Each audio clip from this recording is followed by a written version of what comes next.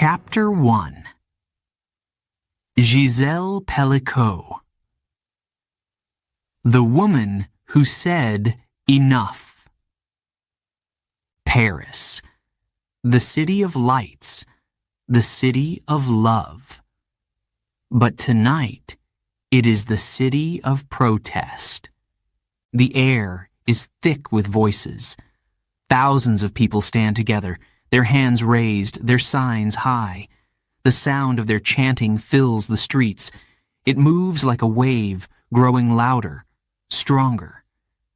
At the front, one woman stands tall. Gisèle Pellicot.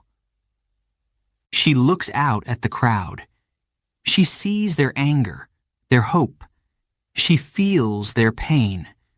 She knows why they are here. They are tired of silence, tired of fear. Gisèle lifts the microphone. The noise fades. The crowd waits. Her voice is steady. "No more," she says. A roar of agreement rises from the people. She takes a deep breath. For too long, survivors have been ignored. For too long, justice has been denied. But today, we stand together. The crowd erupts, cheers, applause. Some people cry, others hold their friends' hands, squeezing tight. This is not just a protest. It is a movement that began with one woman. One voice. 1 year earlier, Gisèle was not a leader. She was a journalist, a writer who told the stories of others. But then, something changed. It started with a single story. A young woman, attacked, silenced, ignored. The police did nothing. The courts did nothing. No one listened. Gisèle could not accept that. She wrote about it. She shared the truth. And then, something happened. More women came forward. Dozens, hundreds. Their stories were the same. They had been hurt. They had been silenced. Gisèle kept writing. Each article was louder than the last. Soon, the world was listening. The government tried to ignore it. Some called it an exaggeration. Others said it was too complicated. But Gisèle did not stop. Then, one night, she received a message. A woman. Afraid, desperate, pleading for help. Gisèle could not look away. She met the woman in a small cafe. The woman's hands shook as she spoke. Her voice broke. But her story was powerful. Gisèle knew she had to do more. Writing was not enough. She organized a march. Just a small one at first. A few hundred people in Paris. Then another and another. The movement spread. It grew. People from all over France joined. Then Europe, then the world. It was no longer just about one woman's pain. It was about millions. Now Gisèle stands before the largest protest Paris has ever seen. The Eiffel Tower shines in the night, watching over them. She lifts her voice. "We demand change," she shouts. The crowd repeats her words, louder, fiercer. "We demand justice." The city shakes with their voices. Some politicians call her dangerous. Some say she is causing trouble. But others are listening. A week later, the government announces a new law. Stronger protection for survivors. Harsher punishments for those who harm them. It is a victory. But Giselle knows the fight is not over. That night, as she walks home, she looks up at the sky. The stars shine bright, unafraid. She smiles. This is just the beginning. Chapter 2. Ursula von der Leyen. A leader under fire. Brussels. Cold air sweeps through the city. The sky is gray, heavy with rain. Inside the European Parliament, hundreds of people sit in silence. Cameras flash, reporters whisper. At the center of it all, one woman stands. Ursula von der Leyen. She adjusts the microphone. The room waits. She takes a slow breath, then speaks. Europe is facing one of its greatest challenges. War at our borders, a changing climate, an economy under pressure. We must act now, together. Her voice is firm, confident, but she can feel the tension in the room. Some leaders nod in agreement. Others cross their arms, watching her closely. Not everyone supports her. Not everyone believes in her. She continues. The choices we make today will shape the future. We cannot turn away. We cannot be afraid. A few people clap. Others remain still. Ursula has been here before, facing doubt, facing resistance, but she knows she must push forward. Outside, protesters gather. Some wave flags demanding stronger action on climate change. Others hold signs against new economic policies. They chant, their voices echoing through the streets. Ursula hears them as she steps out of the building. A journalist rushes forward. Madam President, your critics say your policies are too ambitious, too expensive. What do you say to them? She does not hesitate. I say that doing nothing will cost us even more.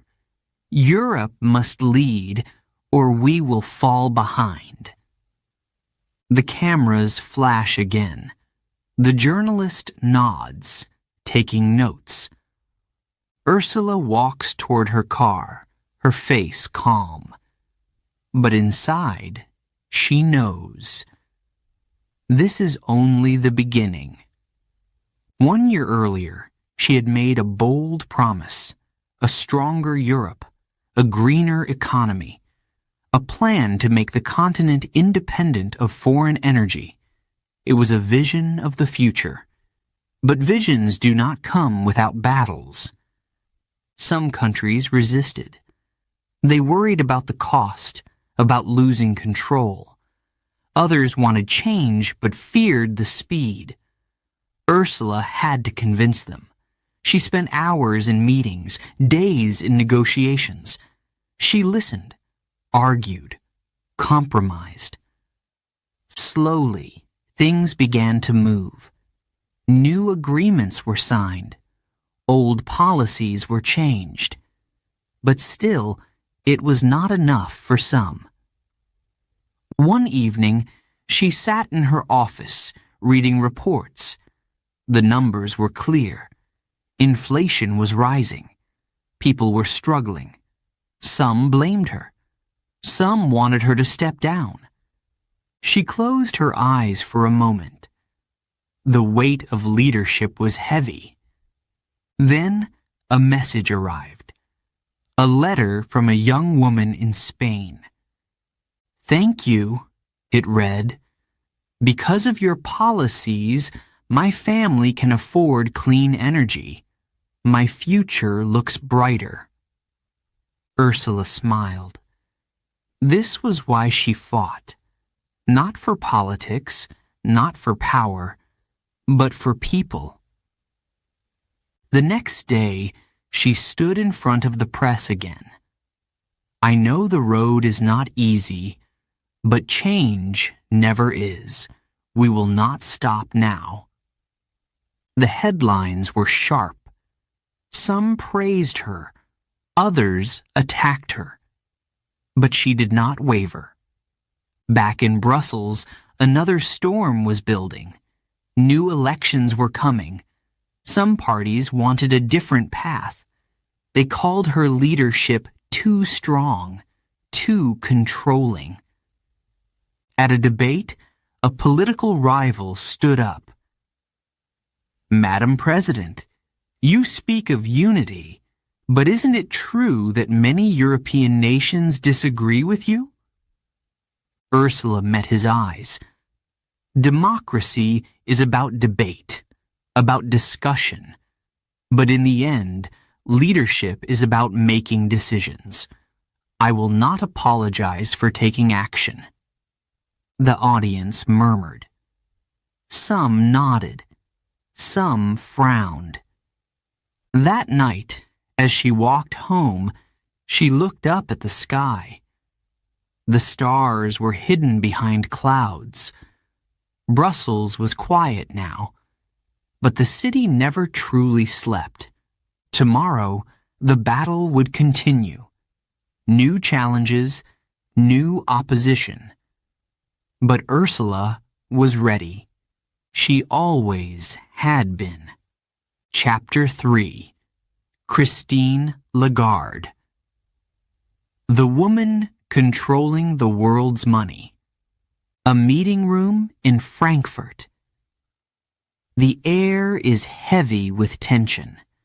The world's top bankers sit in silence, their eyes fixed on one woman.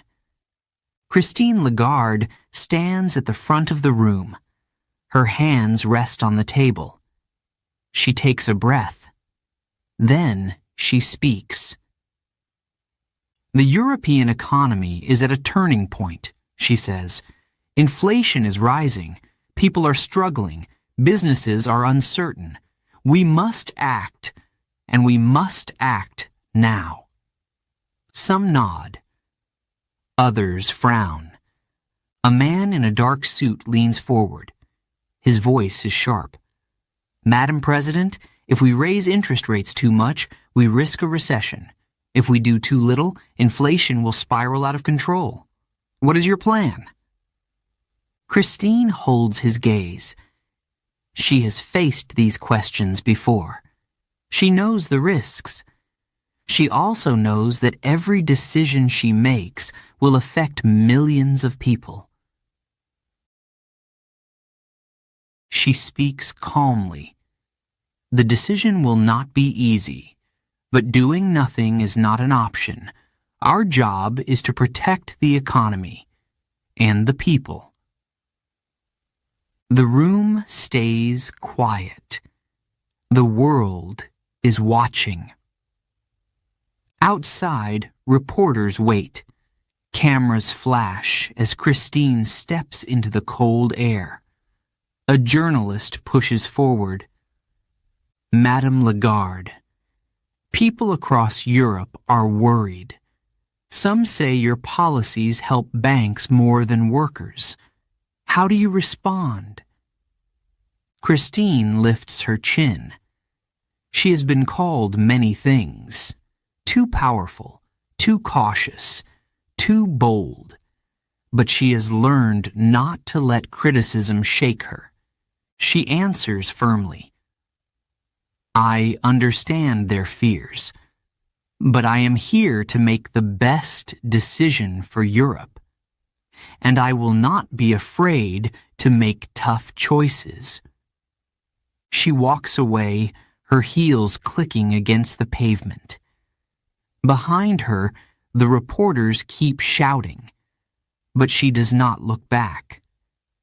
1 year earlier, the crisis had started. Prices were rising fast. Families struggled to pay their bills. Protests broke out in the streets of Paris, Madrid, and Berlin. People blamed the government and the banks. Christine watched closely. She read the reports, studied the numbers, listened to experts. She knew that one wrong move could make things worse. Late at night, she sat in her office. Papers covered her desk. The numbers did not lie. If inflation was not controlled, people's savings would disappear. If the economy slowed too much, businesses would close. She sighed, rubbing her temples. There was no easy answer. She thought about her past, about the years before she became one of the most powerful women in finance. As a young lawyer, she had fought for women's rights. She had learned that to lead, you had to be strong, and you had to be ready for a fight. Now, she was leading Europe's central bank. The fight was different, but the lesson was the same. The next morning, she made her decision. Interest rates would rise. It was a risk, but she believed it was the right path. Some called her a hero. Others said she was making a mistake.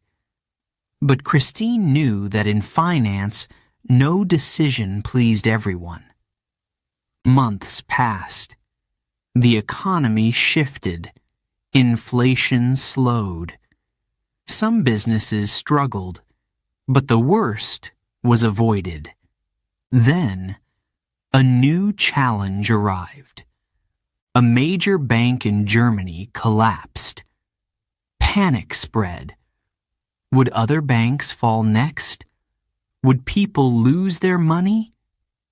Christine acted fast. She called emergency meetings. She spoke with world leaders. She made sure people's savings were protected. Again, some praised her. Others said she had saved the banks, but not the people. One evening, she sat alone, reading messages from European citizens. Some thanked her, others blamed her. She sighed. Leadership was lonely. A letter caught her eye. A woman from Greece. My parents lost everything in the last crisis. This time, they are safe. Thank you. Christine smiled. Sometimes leadership was not about being liked.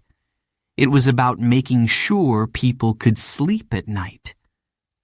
The next day, she stood in front of the press once more. We are not done. There is more work ahead, but I promise, I will do everything I can to keep Europe strong.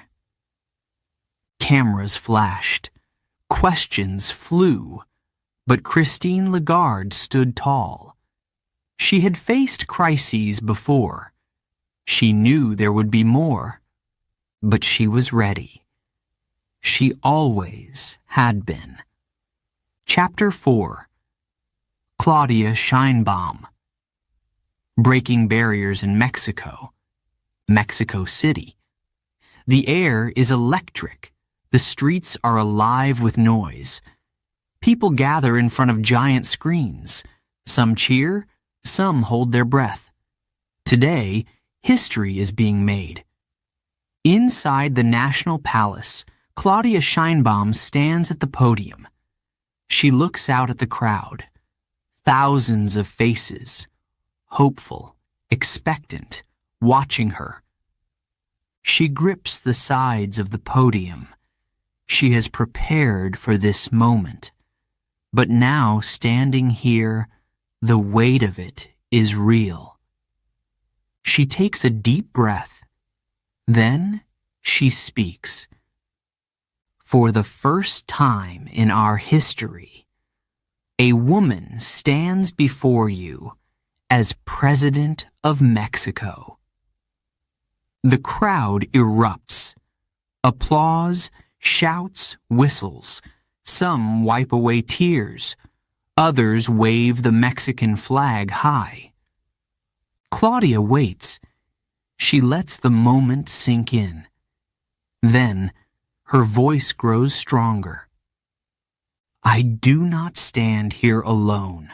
I stand here because of the women who came before me, the women who fought for a voice, for a vote, for a place in this country's future, and I promise you, I will not let them down. The cheers grow louder, but not everyone claps. Some watch with cold eyes. Some whisper to each other. They do not believe in her. They do not trust her. She knows this. She knew it long before today. Her journey was never easy. Years before, Claudia was a scientist. She studied energy, climate change, the environment. She believed in numbers, in logic, in solutions. But science alone could not change the world. She saw her country struggling. Corruption, violence, inequality. She saw leaders make promises but never keep them. She could not stay silent. She entered politics. At first, people did not take her seriously. A scientist? They laughed. What does she know about running a country? But she proved them wrong. As mayor of Mexico City, she worked hard. She built safer streets, cleaner energy, better schools. People noticed. People believed. Then, the moment came. An election. A chance to lead the whole country. The campaign was brutal. Attacks in the media. Critics saying she was too weak, too inexperienced. But Claudia did not stop. She traveled across Mexico. She listened. She spoke. And when the votes were counted, she won. Now, here she is, standing at the highest seat of power. But she knows winning is just the beginning. The next morning, the real work begins. Meetings, plans, decisions. Every choice she makes will shape Mexico's future. But there is opposition. Politicians who do not want change. Business leaders who fear her reforms. Some protest against her. Others spread rumors. One evening, her advisors come to her office. Their faces are tense. Madam President, one says, they are trying to block your policies. They say you are moving too fast. Claudia listens. She does not react. Finally, she speaks. If we do not move fast, we do not move at all. She stands, looking out the window. Mexico City is glowing with lights. Millions of people live here. Millions more across the country. She thinks of them. The workers, the students, the mothers, the daughters. She knows what is at stake. The next day, she holds a press conference. Cameras flash. Journalists lean forward, waiting. She speaks clearly. I was elected to bring change. I will not be stopped by fear. We will build a stronger, fairer Mexico, and we will do it together. The headlines explode. Some call her bold, others call her reckless. But Claudia does not look at the headlines. She looks at her people, and she keeps going. Because leading a nation is never easy, but she was never afraid of hard work. Chapter 5. Rachel Reeves. The UK's first female chancellor. London. The sky is grey. The air is cold. Outside Parliament, cameras flash. Journalists push forward, microphones ready. The city is waiting. The country is waiting. Inside, Rachel Reeves stands before the House of Commons. The room is full. Every seat taken. Eyes locked on her. Some expect solutions. Some expect failure.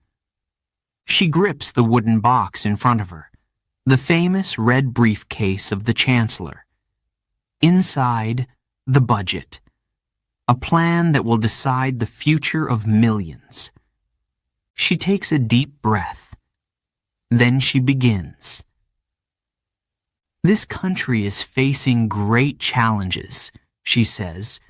Inflation, rising costs, struggling businesses.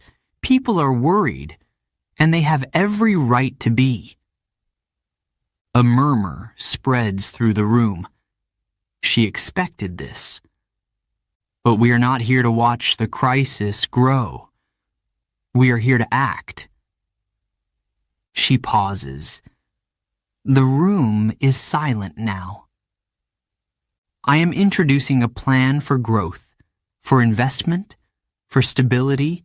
We will support businesses, protect jobs, and help families who are struggling. Some MPs nod. Others shake their heads.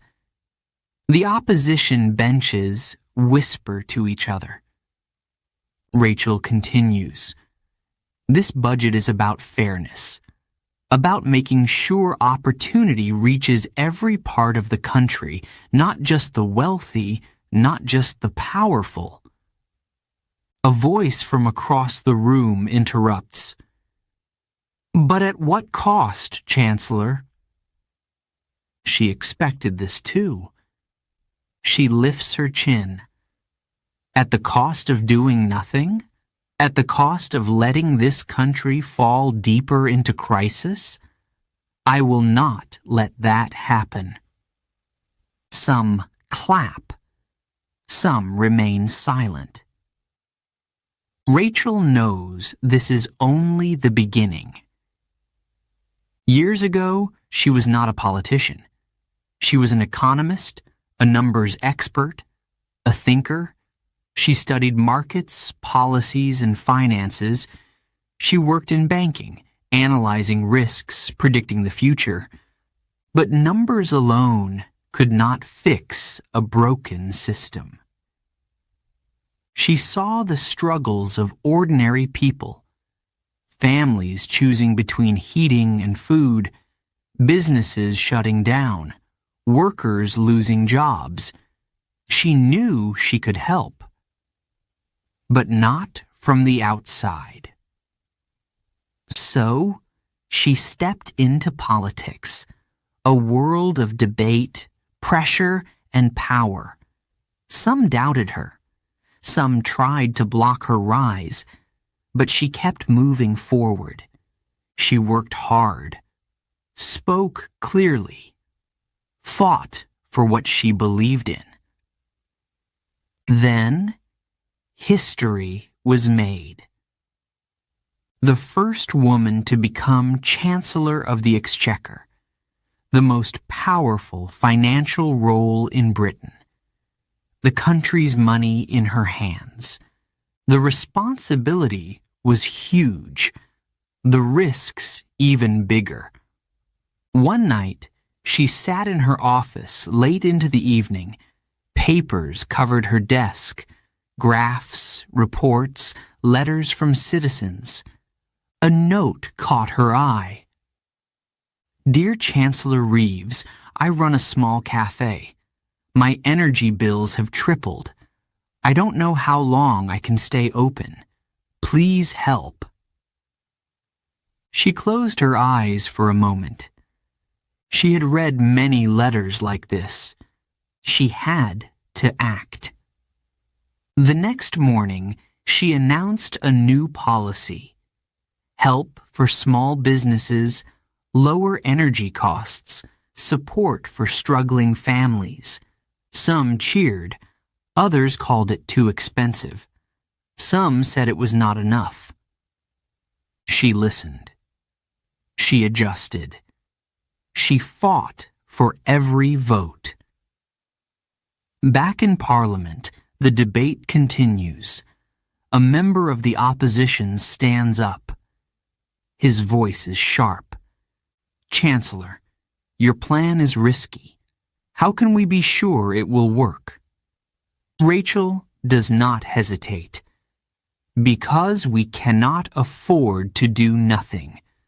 The risk is greater if we stand still. The room erupts. Some shout in agreement. Others argue back. Rachel stands firm. She has spent years preparing for this moment. She will not back down now. Outside, the city moves as always. People hurry to work. Shops open. Buses roll by. But something is different. For the first time, the UK's economy is in the hands of a woman. And she is ready to lead. Before we begin Chapter 6, a quick note for our listeners. You're currently listening to this audiobook on WooEnglish. Remember, this content is specially made for WooEnglish listeners only. If you're hearing it on any other channel, it may be a violation of WooEnglish's rights. Please ensure you're tuned into the right source to fully enjoy and respect this audiobook journey. Now, let's continue the story. Chapter 6. Taylor Swift. More than a pop star. A stadium filled with thousands. The air is electric. Fans scream, their voices blending into one powerful sound.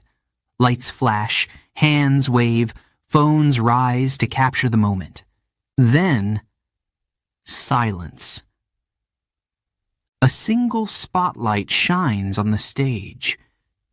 Taylor Swift steps forward. She holds the microphone, looking out at the sea of faces. Some have traveled miles to be here. Some have waited years to see her perform. She takes a breath. The music begins. And then she sings. The crowd erupts. For 3 hours, she owns the stage, hit after hit, song after song. People sing every word. They cry, they laugh, they dance. This is more than a concert. It's a movement, a moment in history. But behind the lights, behind the cheers, there is another story. The story of a woman who built an empire and fought to keep it. Years ago, Taylor was just a girl with a guitar. She wrote songs in her bedroom. She played at small cafes, hoping someone would listen. And then, someone did. Her first album made her a star. But success came fast, and fame. Fame was complicated. She learned that the music industry was tough. Record labels controlled everything. Contracts were confusing. Money, power, ownership, it was all a game. and Taylor had to learn the rules. Then, one day, she lost something precious: her own music. The songs she had written, the albums she had created, they were no longer hers, sold without her approval, owned by someone else. She was furious. She was heartbroken, but she was not defeated. Taylor made a decision. If she couldn't own her old songs, she would record them again. She would take back what was hers. People doubted her. They said it was impossible. They said it had never been done before. But Taylor did it.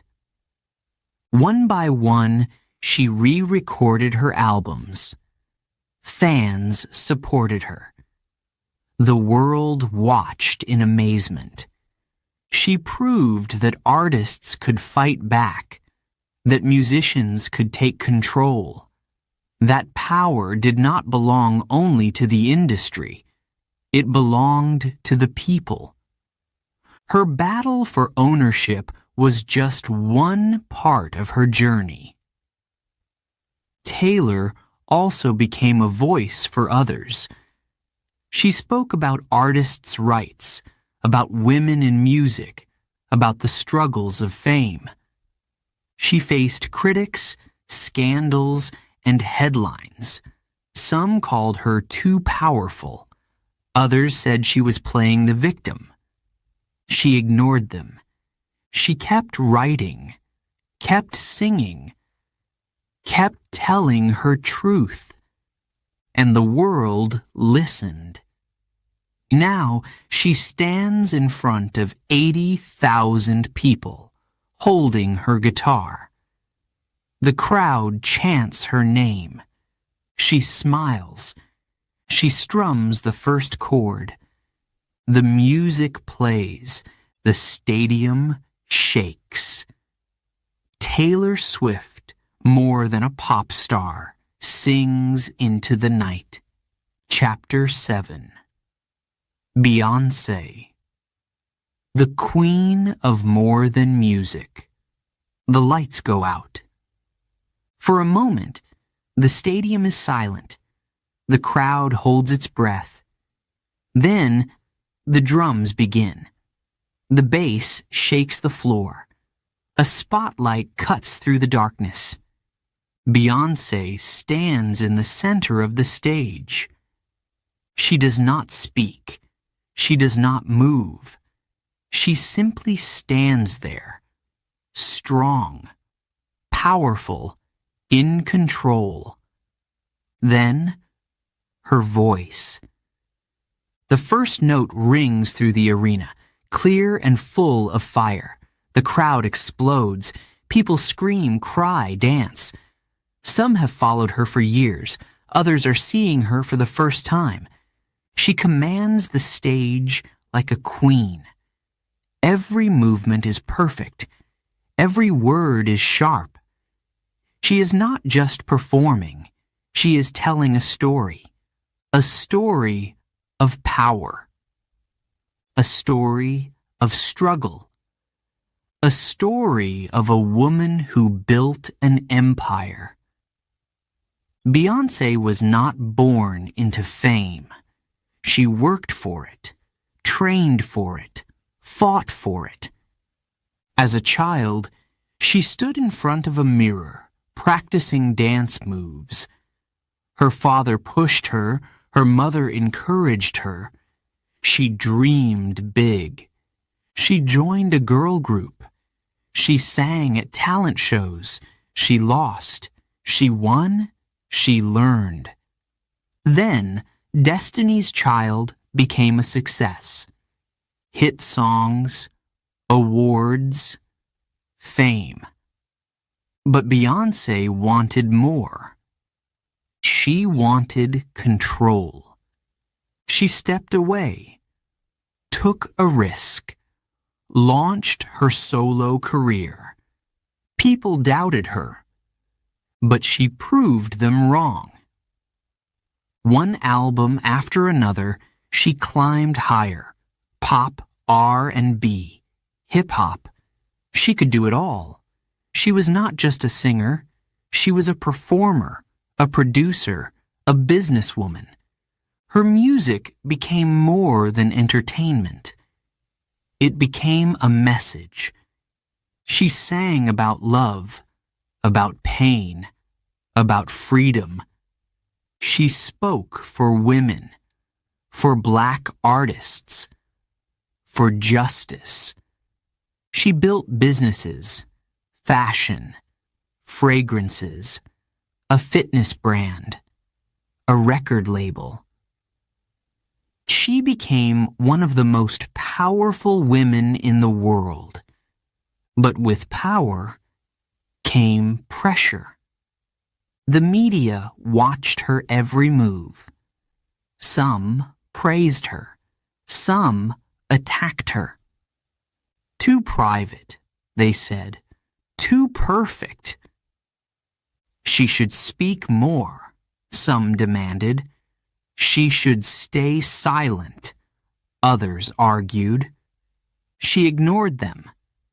She let her work speak.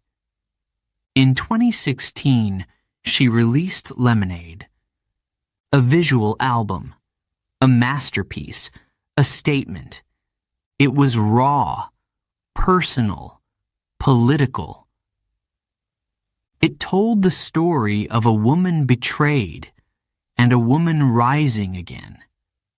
It spoke of history, of pain passed down through generations, of Black strength, Black beauty, Black power. It was bold, and the world listened.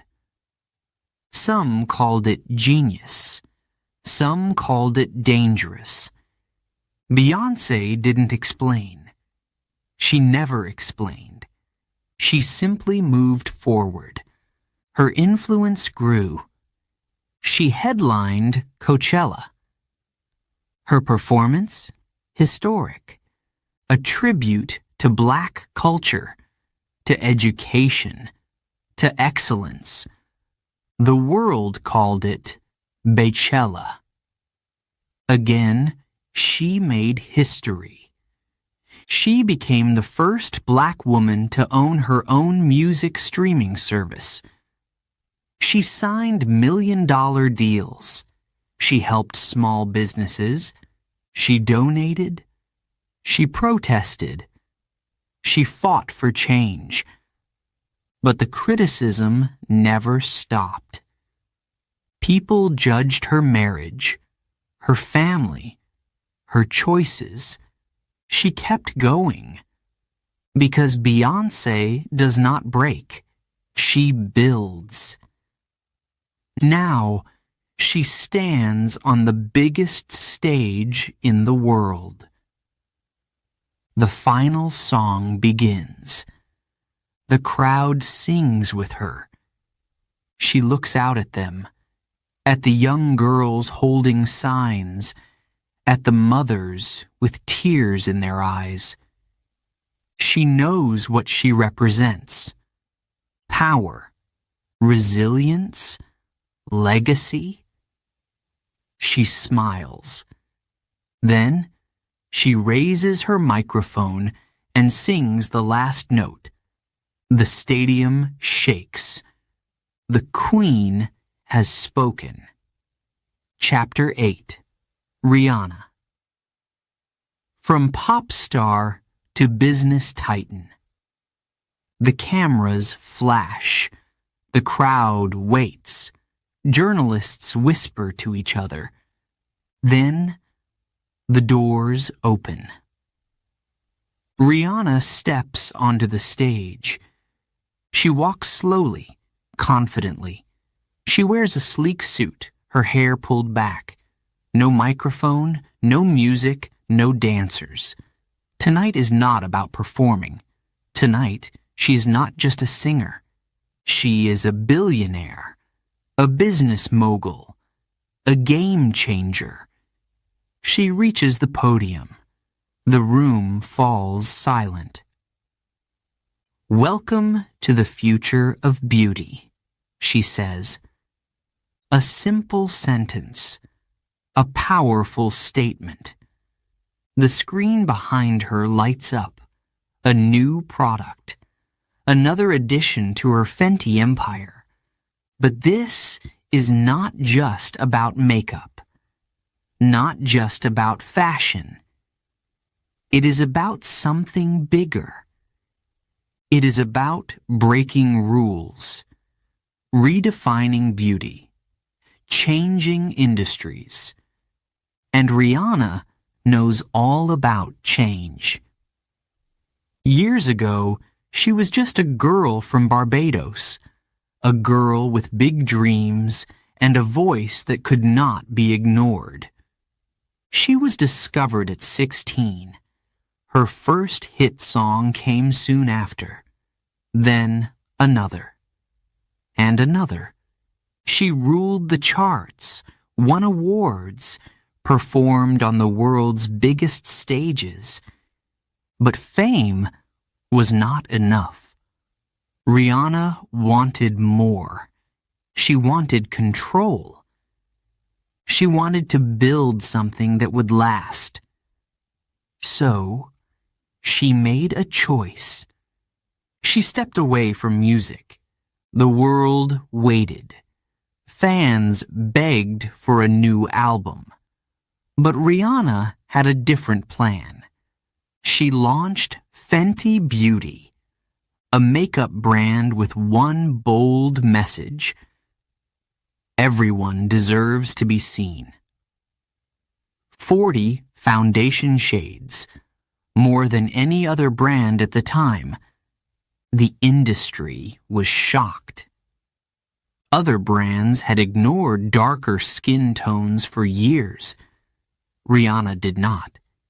And it paid off. Within weeks, Fenty Beauty was a global success. Stores sold out. Magazines called it the future of beauty. But Rihanna was just getting started. She launched Savage X Fenty, a lingerie brand for all body types. She changed the fashion show industry. No more skinny models who all looked the same. Instead, dancers, athletes, curvy women, pregnant women, real women. People loved it. But success brings pressure. Critics attacked her. She's not a real designer. She's just a celebrity. She ignored them. She kept working, kept building. Her businesses grew. Fenty became a billion-dollar empire. Then, in 2021, she became the richest female musician in the world. Not because of music, because of business. The headlines exploded. Rihanna, billionaire. Some praised her. Some questioned her. She stayed silent. Because Rihanna does not explain. She acts. Now, in 2025, she stands in front of the world once again. She smiles. People said I couldn't do this, she says. People said a singer couldn't be a CEO. They said I should stick to music. She shakes her head. They were wrong. The crowd claps. Some nod. Some sit in silence, thinking. Because Rihanna is not just a pop star. She is proof that limits do not exist. That women can lead. That black women can own. That success has no rules. She steps away from the podium. Cameras flash again. She walks past the reporters, past the headlines, past the doubt. She does not need permission. She never has. Chapter 9. Mary Barra. Driving the future. The engine hums softly. The dashboard glows. The car moves forward without a sound. No gasoline, no pollution, no limits. This is the future. Mary Barra watches from the sidelines, her arms crossed. Around her, engineers study the data. Screens flash, numbers change. How far did it go? She asks. Almost 500 miles on a single charge, one engineer answers. She nods. It's progress, but not enough. We can do better, she says. This is Mary Barra, the CEO of General Motors, the woman transforming an industry. The auto world is changing fast. Gasoline cars are disappearing. Electric cars are taking over. Technology is moving at lightning speed. And Mary? She is leading the race. But leadership is never easy. Years ago, she was not a CEO. She was an engineer. A young woman in a world dominated by men. She studied hard. She worked harder. She climbed the ranks. Some doubted her. Some said a woman could never run one of the biggest car companies in the world. She proved them wrong. In 2014, she became the first female CEO of General Motors, the first woman to lead a major car company. At first, the world watched with curiosity. Could she handle it? Could she compete with the biggest names in the industry? Then, disaster struck. A major recall. Faulty ignition switches. Accidents. Deaths. It was one of the worst crises in General Motors' history. The press attacked. People demanded answers. Mary did not hide. She stood before Congress. She faced the cameras. She took responsibility. We failed, she said, and we will fix it. Some CEOs run from problems. Mary Barra does not. She made big changes. She rebuilt trust. And then she turned to the future. Electric cars, self-driving technology, a world without gasoline. She knew it would not be easy. The auto industry was built on tradition, on power, on fossil fuels. Not everyone wanted change. Politicians pushed back. Oil companies fought against it. Even inside her own company, some resisted. Electric cars won't sell, they said. People aren't ready. Stick to what we know. She listened. Then she shook her head. This is happening, she said, with or without us. She made a bold promise.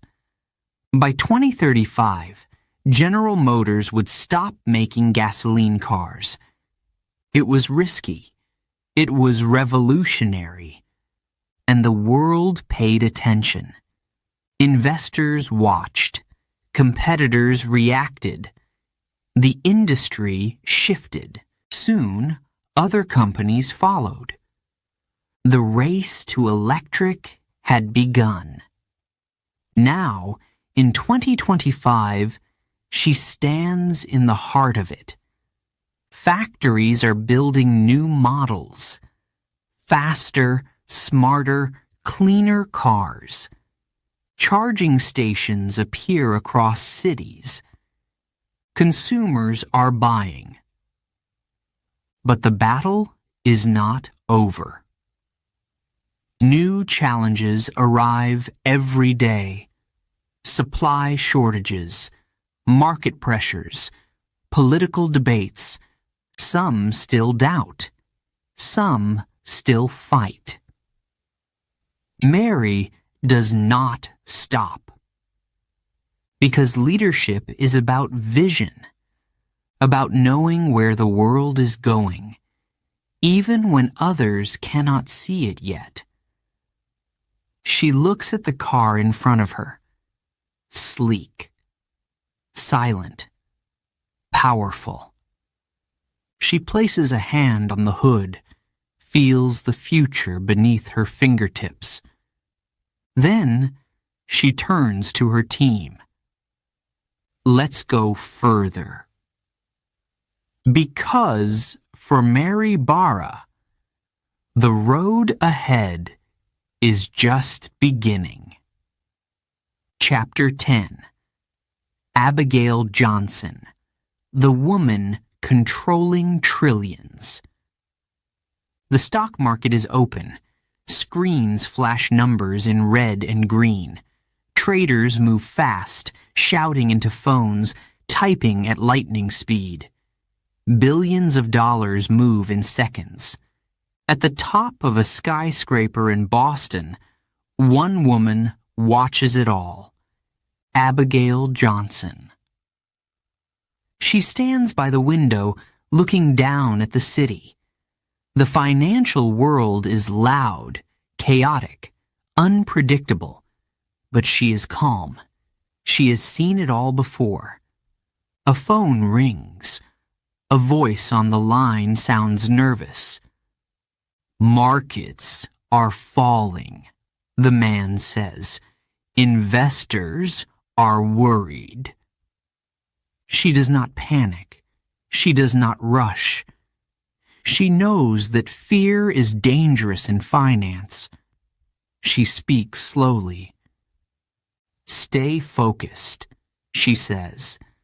This is not the first crisis. It will not be the last. Her words bring silence. The man exhales. He trusts her. They all do. Because Abigail Johnson is not just any investor. She controls Fidelity Investments, a company that manages trillions of dollars, money that belongs to people.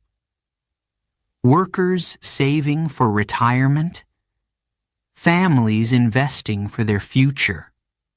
One decision from her, and the markets move.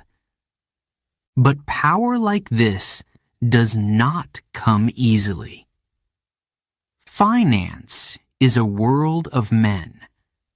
For years, women were locked out of the big deals, the big investments, the big decisions.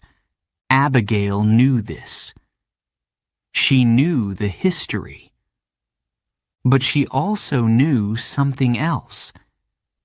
She had earned her place here. Her grandfather started Fidelity in 1946, a small company, a family business. Over time, it grew, became bigger, more powerful. By the time Abigail joined, it was one of the largest investment firms in the world. But she did not walk in as a boss. She started at the bottom. She filed papers. She analyzed stocks. She worked harder than anyone else. Some thought she was just the owner's daughter. They did not take her seriously. She proved them wrong. She studied everything, the markets, the risks, the future. Slowly, she climbed, became a leader, took control. In 2014, she became CEO of Fidelity Investments, a woman leading one of the most powerful financial firms in history. Some cheered. Others doubted her. Could she handle it? Could she compete with the giants of Wall Street? She did not answer with words. She answered with action. She changed the way people invested. She introduced cryptocurrency to Fidelity, something no other major firm had done. People thought she was crazy. Crypto was risky, unstable. But Abigail saw the future before anyone else, and she was right. Fidelity became a leader in digital assets. Investors watched. The market shifted. She had won. But finance is not just about money. It is about trust, about leadership, about surviving the storms. In 2023, a banking crisis hit. Stocks crashed. Fear spread. Some companies fell. Some CEOs lost everything. Abigail did not. She had prepared. She had built Fidelity to be strong. She made the right calls, moved money at the right time, protected her clients, and once again, she proved that she belonged. Now, in 2025, she stands at the top. Governments listen when she speaks. Investors follow her moves. But power in finance is dangerous. Not everyone wants her to succeed. Some say she has too much control. Some say she is changing things too fast. She hears the whispers, the critics, the doubters. She does not care, because she knows the truth.